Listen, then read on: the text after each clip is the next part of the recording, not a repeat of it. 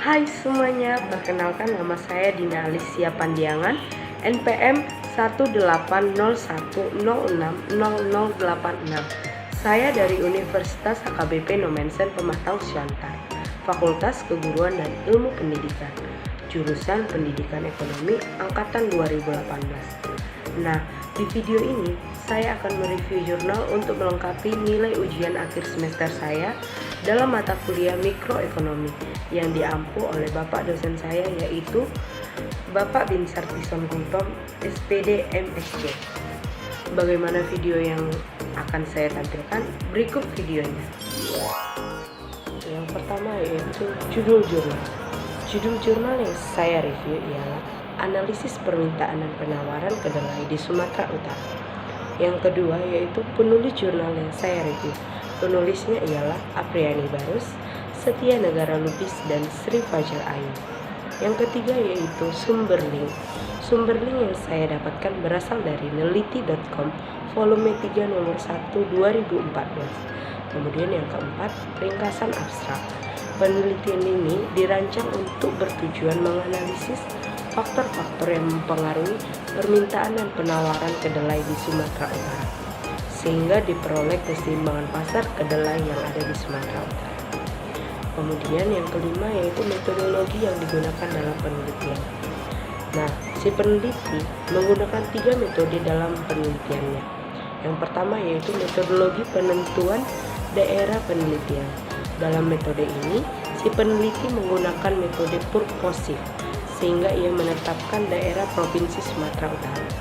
Hal ini karena Provinsi Sumatera Utara memiliki potensi sebagai provinsi yang cukup baik dalam membudidayakan kedelai bagi para petani.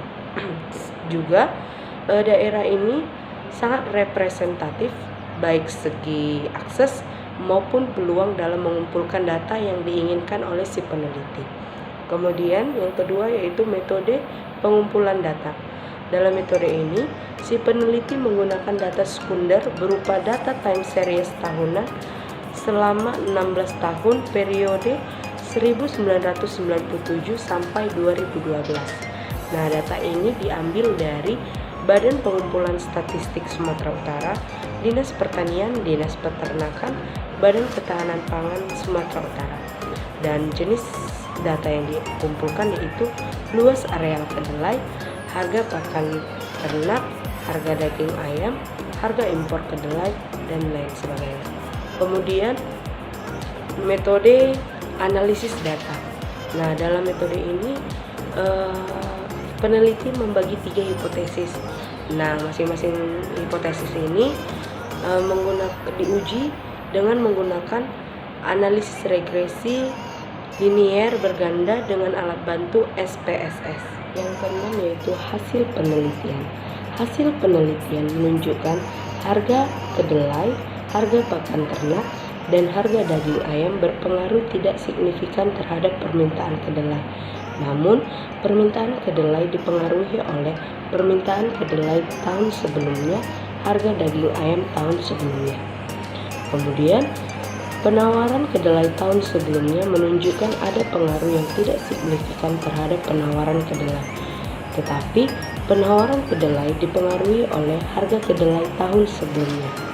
Lalu, keseimbangan pasar penawaran dan permintaan kedelai adalah konvergen, yaitu mengarah pada titik keseimbangan. Kondisi konvergen ini tidak merugikan petani, karena petani dapat mengendalikan produksinya agar tidak terjadi produksi kedelai yang berlebihan. Hal ini menunjukkan bahwa pengaruh harga terhadap penawaran tidak terlalu besar, sehingga penambahan produksi sebagai respon atas kenaikan harga tidak berlebihan, dan harga kedelai tetap stabil atau berada pada titik keseimbangan yang diharapkan oleh petani kedelai. Kesimpulan yang pertama yaitu secara serempak keempat faktor berpengaruh nyata terhadap permintaan kedelai. Secara parsial, harga kedelai tahun sekarang, harga pakan ternak tahun sekarang, harga daging ayam tahun sekarang berpengaruh tidak nyata terhadap permintaan kedelai. Sedangkan permintaan kedelai tahun sebelumnya berpengaruh nyata terhadap permintaan kedelai di Sumatera Utara. Kemudian, Kesimpulan yang kedua yaitu secara serempak, ketiga faktor berpengaruh nyata terhadap penawaran kedelai. Secara parsial, harga kedelai tahun sebelumnya berpengaruh nyata terhadap penawaran kedelai di Sumatera Utara. Sedangkan harga daging ayam tahun sebelumnya dan penawaran kedelai tahun sebelumnya berpengaruh tidak nyata terhadap penawaran kedelai di Sumatera Utara. Kemudian, kesimpulan ketiga yaitu penawaran dan permintaan kedelai adalah konvergen, yaitu mengarah pada titik keseimbangan. Ini berarti bahwa pengaruh harga terhadap penawaran tidak terlalu besar, sehingga penambahan produksi sebagai respon atas kenaikan harga tidak berlebihan. Selanjutnya yaitu komentar. Menurut saya, keterbatasan penelitian ini terletak pada pemaparan yang terlalu sulit dipahami dan tidak ada pengklasifikasi yang signifikan, dan terjadi pengulangan kalimat sehingga mempersulit penulis dalam mengklasifikasinya. Kemudian perhitungan data-data dalam jurnal ini dipaparkan secara jelas, mendetail, sehingga tidak membingungkan pembaca.